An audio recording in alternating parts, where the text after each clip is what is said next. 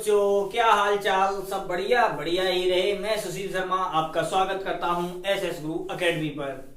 हम आज आपके लिए अल्टरनेटिव करंट यानी प्रत्यावर्ती धारा से संबंधित क्वेश्चन लेके आए हैं और ये क्वेश्चन आए हुए हैं और प्रत्यावर्ती धारा से क्वेश्चन बन भी सकते हैं, ऐसी बात नहीं है। तो अभी तो हम सिर्फ 2 क्वेश्चन लेके आए हैं। अगर आज आपके ये क्वेश्चन आपको पसंद आते हैं तो आप कमेंट बॉक्स में बताइएगा कि अल्टरनेटिव करंट से संबंधित एक और वीडियो प्रोवाइड कर सकते हैं, जिसमें आपके लिए अच्छी तरीके से डिस्कस कर देंगे। जो प्रत्यावर्ती धारा से क्वेश्चन कोई भी बनेगा वो आपका वहां से आना निश्चित है, यानी उतना मैं आपको कंप्लीट दे दूंगा कि अगर क्वेश्चन बनता है तो उतने में से ही बनेगा, आपको मिल जाएगा, कहने का मतलब। ठीक है, तो अभी तो क्या है, हमारे 2 क्वेश्चन हैं। एक है प्रेरकीय, यानी इसमें एक में क्या है, प्रेरकत्व लगा है और उसी के लिए धारा और वोल्टेज के बीच ग्राफ भी खींचना है, कलांतर भी बताना है, तो उसके बारे में। तो इससे पहले थोड़ा वैसे भी जान लेते हैं कि प्रत्यावर्ती धारा क्या होती है। तो प्रत्यावर्ती धारा क्या होती है, यानी कोई भी धारा या कोई भी वोल्टेज हो वो आपका साइनोसॉइडल के रूप में चल रहा है, यानी क्या है, एक दिशा में, क्योंकि 2 दिशाएं बन जाती हैं। जैसे ये मान के चलो, ये हमारा बन रहा है अल्टरनेटिव का, ठीक है, यानी ये चल रहा है आपका किसका, प्रत्यावर्ती धारा का, जैसे ग्राफ है। ठीक है, तो इसका मतलब क्या है, यहाँ पर देखो, ये शून्य से हुआ यहाँ पर मैक्सिमम, और फिर यहाँ से मैक्सिमम से हुआ आगे यहाँ पर शून्य, और फिर शून्य से यहाँ से हुआ मैक्सिमम। ये अब डायरेक्शन चेंज हो गई, यहाँ पर एक दिशा अलग है, यहाँ पर दूसरी दिशा स्टार्ट हो गई, क्योंकि ये डायरेक्शन नीचे की ओर है, ये डायरेक्शन ऊपर की ओर है। तो यहाँ से शून्य से मैक्सिमम और मैक्सिमम से फिर शून्य हुआ। तो इस प्रकार का कोई भी आपका जब वोल्टेज हो चाहे धारा हो, तो इस प्रकार की जो धारा होती है उसे कहा जाता है प्रत्यावर्ती धारा या प्रत्यावर्ती वोल्टेज कहा जाता है। बस ये याद रखना है, वो आपका तरंग के रूप में चल रहा होगा। ठीक है, अब क्या है, धारा के महत्तम मान और जो आयाम होते हैं या शिखर मान होते हैं, तो उनके लिए हम सीधा डायरेक्ट सूत्र लिखते हैं। वोल्टेज की बात की जाती है तो सूत्र होता है V बराबर साइन ओमेगा टी, और जहां ओमेगा होता है आपका, इसे बोला जाता है कला। और कला क्या होती है, किसी भी इसके क्या नाम है, तरंग की जो स्थिति और गति की दिशा बताती है, वही होती है आपकी कला के रूप में। ठीक है, और यहाँ पर जो कला होती है उसे मानते हैं फाई। फाई का मतलब है किस एंगल से घूम रहा है वो, कितना कोण घूम गया वोल्टेज और धारा के बीच में, कितने अंश का कोण बनाया, कौन आगे है कौन पीछे है, तो वो बताता है आपका फाई, यानी ओमेगा टी के लिए। ठीक है, और अगर धारा की बात की जाए तो धारा के लिए होता है आई नॉट साइन ओमेगा टी, और यहाँ पर जो ये हैं आपके वी नॉट और आई नॉट, इन्हें ही कहा जाता है धारा या वोल्टेज के शिखर मान, महत्तम मान या आयाम। ठीक है, तो ये होता है इसका।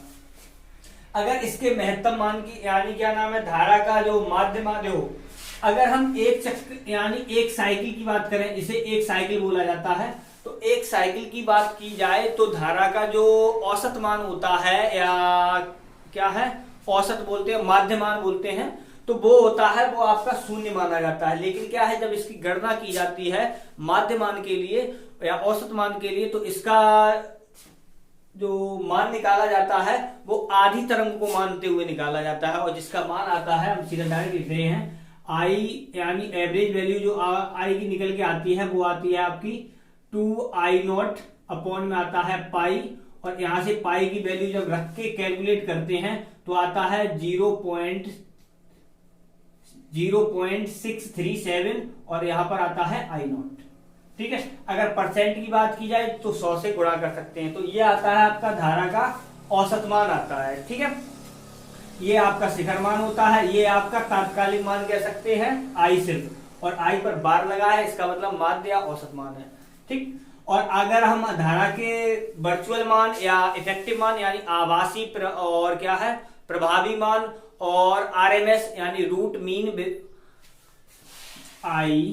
IRMS या आई वर्चुअल या आई और इफेक्टिव, ये सभी के जो मान निकल के आते हैं वो आपके निकल के आते हैं I0 अपॉन अंडर रूट 2, और यहाँ से जब इसका डिवाइड कर देते हैं √2 की वैल्यू रख के, तो यहाँ से जो मान निकल के आता है वो निकल के आता है 0.707 और ये आता है I0 के बराबर। ठीक है, तो ये आपका RMS यानी रूट मीन स्क्वायर, ठीक, और यहाँ पर वर्चुअल होता है, यहाँ पर इफेक्ट होता है, ये सभी के मान जो निकल के आते हैं वो ये आ जाते हैं।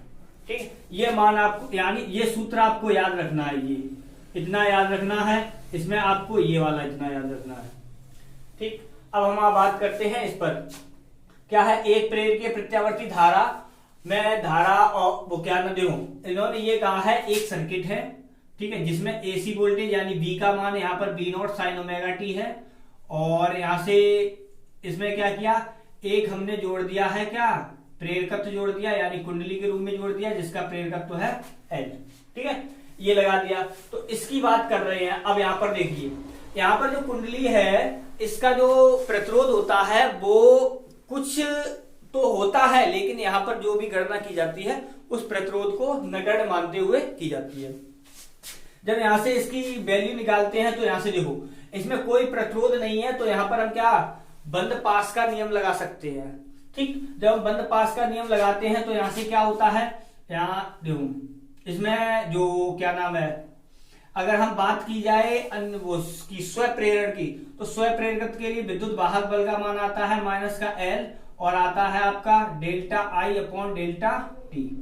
ये इसके लिए हम पहले से ही वीडियो आपको प्रोवाइड कर चुके हैं, अगर जिसने नहीं देखा हो वो वीडियो तो वो वहां से पीछे देख सकता है, उसमें बाकायदा हेडिंग लिखी हुई है, उसी से यहाँ से निकाल सकते हैं और देख सकते हैं। ठीक है, तो यहाँ से क्या है, अगर हम यहाँ पे बात करें तो यहाँ पर क्या है हमारा V और V, ठीक है, और ये रहा आपका minus L delta I upon delta T और बराबर हो जाएगा 0। क्यों? क्योंकि प्रतिरोध है ही नहीं, और V का मान यहां से रखेंगे तो V0 साइन ओमेगा t और माइनस का L delta I upon delta T बराबर हो जाता है 0। जब यहां से ये 0 हो जाता है तो यहां से अब हम कैलकुलेट करते हैं, तो यहां से जो कैलकुलेशन आएगी वो हम आपको कंप्लीटली दिखाते हैं। तो इसे कैसे करेंगे, तो देखो यहां से हमें delta I upon delta T निकाल लेते हैं पहले ही, तो यहां से delta I upon delta T निकालते हैं तो ये क्या आ जाएगा आपका, इसे इधर ले जाएंगे तो ये नीचे आ जाएगा, तो हम इसे ऐसे लिख ले रहे हैं V0 अपॉन L और ये हो जाएगा साइन ओमेगा t। ठीक है, ये हो जाएगा। अब क्या यहां से हमने निकाला डेल्टा I, तो डेल्टा I के लिए क्या हो जाएगा V0 अपॉन में आ जाएगा L है ही, और ये हो गया साइन ओमेगा t और ये आ जाएगा डेल्टा t। यहां से जब समाकलन कर देंगे तो यहां से I की वैल्यू आ जाएगी V0 अपॉन L, साइन का हो जाएगा कॉस ओमेगा t, ठीक, और यहां से ओमेगा का इसका निकालेंगे तो माइनस और ये कॉस हो जाएगा, I बराबर हो जाएगा V0 अपॉन ओमेगा L और ये हो जाएगा कॉस ओमेगा t। ठीक, यहां से V0 अपॉन ओमेगा L आएगा और यहां से ये, अब देखो इसे हमने क्यों, क्योंकि हमारा वोल्टेज जो लिखा है वो हमारा साइन के रूप में लिखा है, लेकिन ये कॉस के रूप में आया है, माइनस और सॉरी। ठीक, तो मैंने इस माइनस कॉस वाले को कैसे लिख दिया, मैंने ऐसे लिख दिया साइन, और यहां से हो गया तुम्हारा ओमेगा t माइनस का π/2। ठीक, तो ये आया है आपका I, और I अब देखो यहां से अगर देखा जाए तो ये V0, अगर ओम का नियम लगाएं तो R बराबर क्या होता है V अपॉन V अपॉन क्या होता है R होता है, लेकिन ये R नहीं है R ही, इसका मान भी तुम्हारा ओम में ही आता है, मात्रक भी, लेकिन क्या है ये कब प्रतिरोध का काम कर रहा है, जब इसमें क्या है एक प्रेरकत्व लगा है। ठीक है, इसलिए तो यहां से क्या है V0 अपॉन, इसे हमने क्या लिख दिया, इसे लिख दिया XL, और XL को ही क्या कहते हैं, प्रेरकीय प्रत्यावर्ती प्रेरण प्रतिघात कहते हैं, और यहां पर ये हो गया आपका साइन ओमेगा t माइनस का π/2। ठीक, तो यहां से ये हो गया। अगर हम इसे लिख दें I0 और ये रहा साइन ओमेगा t माइनस का π/2, तो देखो ये बिल्कुल सेम इसी रूप में बन गया आके, वोल्टेज के ही रूप में। अंतर क्या आया, देखो यहाँ वोल्टेज का शिखर मान, यहाँ धारा का शिखर मान, साइन है यानी साइनोसॉइडल में चलेगा, यहाँ पर ओमेगा टी माइनस का π/2 है, यहाँ पर सिर्फ ओमेगा टी है। इसका मतलब ये हुआ धारा है वो वोल्टेज से कितना π/2 पश्चिगामी है, क्योंकि निगेटिव आएगा तो पश्चिगामी बताएगा, अगर यहाँ पर प्लस में आ जाएगा तो अग्रगामी बताएगा। इसका मतलब ये है वोल्टेज आगे चल रहा होगा, धारा π/2 कलांतर पीछे होगी, उसके पीछे ही लगी होगी। तो यहां से अब यहां से XL का मान लिखते हैं, तो XL बराबर हो गया आपका क्या, ओमेगा L। ओमेगा का मान होता है 2πf और ये रहा L। ये हम जो भी बात कर रहे हैं ये सभी कर रहे हैं AC करंट के लिए, लेकिन DC करंट की बात की जाए तो DC के लिए होता है F का मान 0। जब F का मान 0 हो जाएगा तो XL का मान भी 0 हो जाएगा। इसके लिए अभी ग्राफ खींचते हैं पहले यहाँ पर। अब देखो ये हुआ, अब जब हम चलो पहले ग्राफ खींच लेते हैं। तो देखो इसका जो ग्राफ होता है वो हम दोनों ही खींचते हैं। तो ये रहा, हमने ऐसे मान लिया वोल्टेज का, ठीक, ये वोल्टेज का है हमारा। और अब हम करंट का खींचेंगे तो देखो π/2 हमारा नेगेटिव नीचे से चलेगा, तो यहां से देखो यहां पर होगा π/2, यहां पर होगा पाई, यहां पर होगा 3π/2, यहां पर होगा 2π। तो यहां से अगर हमारा ग्राफ चलेगा तो इस प्रकार से चलता है, इस प्रकार से जाएगा, ठीक। तो यहाँ पर ये जो ये है आपका वोल्टेज का शिखर मान, यहाँ पर हम V0 लिख देते हैं। ये आपका होगा धारा का शिखर मान, यानी ये हो गया I0, और इस पर B या I को लेंगे और ये हो जाएगा ओमेगा T, क्योंकि इधर कोण के रूप में चल रहे हैं, ठीक है। इस प्रकार से इसका ये है आपका क्या, तरंग रूप है। अब यहाँ पर कलांतर के लिए हम बनाते हैं, तो कलांतर के लिए क्या होगा, यहां से कला के लिए तो देखो वोल्टेज के लिए क्या, हाँ ठीक, तो यहां से तो देखो I इस डायरेक्शन में है, ठीक, इसमें प्रतिरोध लगा नहीं है, इसीलिए क्या है, ये प्रतिरोध होता तो इसी डायरेक्शन में होता, लेकिन हमारा जो VL है वो आपका चलेगा ऊपर की ओर, ठीक। अब यहां से अगर हम वोल्टेज का खींचे तो ये रहा, ठीक। तो ये आपका है ओमेगा T, और यहां पर कितना है, ये आपका यहां पर है V0। और अगर करंट की बात की जाए तो करंट के लिए ये इधर आएगा, क्योंकि π/2 बनाना है, तो यहां से बनेगा आपका π/2, और यहां से इस प्रकार से जाएगा तो ये होगा आपका I0। तो इस प्रकार से आपका ये ग्राफ बन जाता है। ये हो गया आपका क्या, फेज ग्राफ, जिसे कला सब ग्राफ कहते हैं, ठीक है। तो ये आपका बन गया ये। अब क्या है यहाँ सेकंड वाला क्वेश्चन, क्या कह रहा है, वैद्युत अनुनाद किसे कहते हैं। तो देखो वैद्युत अनुनाद की बात आएगी तो इसमें एक होता है आपका धारतीय प्रतिघात और एक होता है आपका प्रेरण प्रतिघात। किसी परिपथ में अगर ये दोनों बराबर हैं तो वो परिपथ आपका वैद्युत अनुनाद कहलाएगा।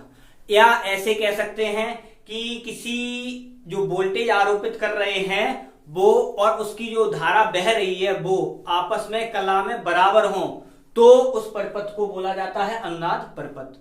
और श्रेणी अनुनाद परिपथ की बात और होती है इसमें, वो क्या होता है, अगर जो वोल्टेज आरोपित किया जा रहा है उसकी आवृत्ति और परिपथ की स्वाभाविक आवृत्ति होती है वो आपस में बराबर होते हैं, तो उसे कहा जाता है श्रेणी अनुनाद परिपथ कहा जाता है।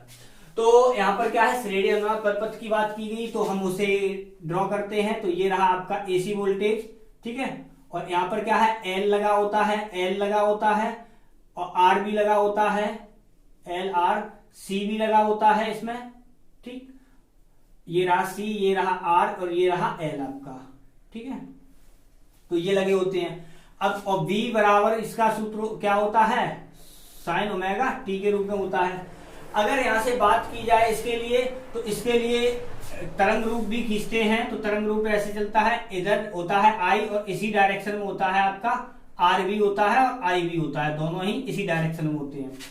और यहाँ पर जो आपका होता है VL, यानी VL इधर होगा, VC यहाँ होगा, ऊपर इसका रिजल्टेंट निकालेंगे तो VL माइनस का आएगा VC, ठीक है। और यहां से अगर हम इसका रिजल्टेंट निकालेंगे तो यहां से V निकलेगा और इसे इस प्रकार से भी दिखा सकते हैं। यहां पर कोण को हम मान ले रहे हैं फाई, ठीक है। तो यहां से क्यों, क्योंकि यहां पर देखो R से 90 के एंगल पर चलता है। जब L होता है तो धारा पश्चिगामी होती है और जब ये C होता है तो अग्रगामी होती है, उसी के अनुसार होता है, ठीक है। तो यहां से क्या है, अगर हम रिजल्टेंट वोल्टेज निकालें तो V बराबर क्या हो जाएगा, VR यानी इसके लिए आर लगा दिया और प्लस का बी क्या है एल माइनस का बी सी का होल स्क्वायर और ये रहा स्क्वायर पाइथागोरस प्रमेय से लगाया। तो v बराबर क्या होता है आई आर, तो ये हो गया आई स्क्वायर आर स्क्वायर प्लस का यहाँ पर हो गया आई हमने कॉमन ले लिया, आई स्क्वायर डायरेक्ट कॉमन ले रहे हैं तो यहाँ से हो जाएगा एक्सएल माइनस का एक्स सी का होल स्क्वायर हो जाएगा। ये रहा आपका, यहाँ से आई बाहर निकाल दिया तो ये यहाँ से बन जाएगा आपका आर स्क्वायर प्लस का यहाँ से एक्स एल माइनस का ये हो जाएगा एक्स सी का होल स्क्वायर और यहाँ से ये b चल रहा है b अपॉन यहाँ से i निकाला तो यहाँ से बन जाएगा आपका आर स्क्वायर प्लस का ये हो जाएगा एक्स एल माइनस का एक्स सी का होल स्क्वायर और ये रहा आपका square root v upon I. यहाँ पर देखो ये बन रहा है आपका क्या, देखा जाए ओम के नियम से ये प्रतिरोध बन रहा है, लेकिन ये प्रतिरोध ना कह के इसे हम कहेंगे प्रतिबाधा z। ठीक है, तो z यानी प्रतिबाधा हो जाती है, जैसे परिपथ की प्रतिबाधा कहते हैं, तो ये हो जाएगा एक्सएल माइनस का एक्स का होल स्क्वायर। तो ये आती है आपकी परिपथ की प्रतिबाधा। अब यहीं से तीनों हर चीज कंडीशन निकाल सकते हैं। अगर r है तो इन्हें जीरो कर दो, और क्या है r एल सी है यानी l है तो इसे जीरो कर दो, l और c है तो r को जीरो कर दो, यानी जो हो उसे ले लो बाकी का जीरो कर दो। यहां से ऐसे होता है। अब क्या है यहाँ पर इन्होंने क्या कहा था कि मैंने क्या बताया था इसकी डेफिनेशन में, जो आपकी एक्सएल और एक्ससी का मान बराबर होता है किसके लिए, अनुनाद के लिए। तो अनुनाद की बात करते हैं तो अनुनाद में क्या होता है एक्सएल का मान होता है वो एक्ससी के बराबर होता है। यहां से वैल्यू रखेंगे तो जो जेड का मान आएगा वो आ जाएगा आपका आर के बराबर। इसका मतलब है जेड जो निकल के आती है वो मिनिमम होती है, प्रतिबाधा होती है वो यहाँ पर मिनिमम होती है, इसलिए इसमें करंट का जो मान निकल के आता है वो निकल के आता है मैक्सिमम, और ये क्या है मिनिमम होती है जेड प्रतिबाधा। ठीक है, और यहाँ पर एक्सएल का मान है एक्ससी के बराबर है, तो यहाँ पर एक्सएल को यानी एक्स यहाँ पे लिख दे रहे हैं एक्सएल बराबर एक्ससी है। एक्सएल का मान होता है आपका ओमेगा एल और इसका मान होता है 1 ओमेगा सी, और यहाँ से हमने क्या किया ओमेगा स्क्वायर बराबर आ गया आपका 1 एल सी और ओमेगा बराबर आ गया 1 अंडर रूट एल सी। ये होता है रेडियन प्रति सेकंड में। ठीक है, ये किसमें निकलेगा रेडियन प्रति सेकंड में। इसे बोला जाता है आपका क्या प्रत्यावर्ती धारा की कोणीय आवृत्ति, कोणीय आवृत्ति के रूप में ले सकते हैं, या इसका एक नाम और होता है रेजोनेंस एंगुलर फ्रीक्वेंसी यानी अनुनाद कोणीय आवृत्ति। ठीक है, और यहां से ये इसे कब, जब आपका रेडियन प्रति सेकंड में बात की जाए तब ओमेगा का मान निकलेगा। और ओमेगा का मान वैसे क्या होता है 2 पाई एफ होता है। ये एफ होता है वो परिपथ की स्वाभाविक आवृत्ति होती है। तो यहाँ से ये निकल के आता है, ये तो एलसी है ही, यहाँ से एफ का जो मान आता है वो आता है 1/2 पाई 1 अंडर रूट एलसी के रूप में। तो ये आपके लिए आएगा, तो तब इसका मात्रक बनेगा वो बनेगा आपका हर्ट्ज बनेगा। ठीक है, ये आपको याद रखना है। ये आपका फ्रीक्वेंसी के लिए है। अगर हम क्या करें रेजोनेंस फ्रीक्वेंसी जो आपकी निकल के आ रही है, ठीक है, रेजोनेंस फ्रीक्वेंसी और क्या करें यहां पर, तो फ्रीक्वेंसी यहां पर हम बना दे रहे हैं। अगर इसके लिए ग्राफ खींचा जाता है देखो इसके प्रतिबाधा के लिए और मैक्सिमम के लिए, तो क्या ऐसे जो ग्राफ आता है वो आपका ग्राफ बन के आता है इस प्रकार से, आई होप दिख रहा होगा। ठीक, तो यहां पर होता है एफ, और यहां से जब इसका ग्राफ बन के जाता है तो इस प्रकार से जाता है। यहां पर होती है वो होती है आपकी आई मैक्स, इसे बोला जाता है आई मैक्स, और इसी का जो ग्राफ आता है ऊपर आई चलता है और इधर चलता है एफ, और ये जो मैक्सिमम यहां पर है इसे बोला जाता है रेजोनेंस फ्रीक्वेंसी। ठीक है, तो ये हुआ। अगर हम प्रतिबाधा के लिए जब खींचते हैं इसका ग्राफ, तो यहां पर होता है आपका जेड, इधर चलता है ऊपर और इधर एफ चल ही रहा है, तो इसका जो ग्राफ बन के आता है वो इस प्रकार से चलता है। ठीक, तो यहां पर ये जो बन के आता है ये यहां पर टच होगा, ये होता है यहां पर होता है जेड मिनिमम, और यहां पर ये फ्रीक्वेंसी होती है, इसे ही बोला जाता है रेजोनेंस फ्रीक्वेंसी, एफ आर का मान आता है। तो इस प्रकार से ये आपका निकल के आता है। मैंने इस क्वेश्चन को आवृत्ति के लिए व्यंजक भी बता दिया, ये रहा आपका। ठीक है, अगर वीडियो आपको पसंद आया हो तो वीडियो को लाइक करें, चैनल पर नए आए हों तो चैनल को सब्सक्राइब करें और अपने दोस्तों के साथ शेयर करें। बाय।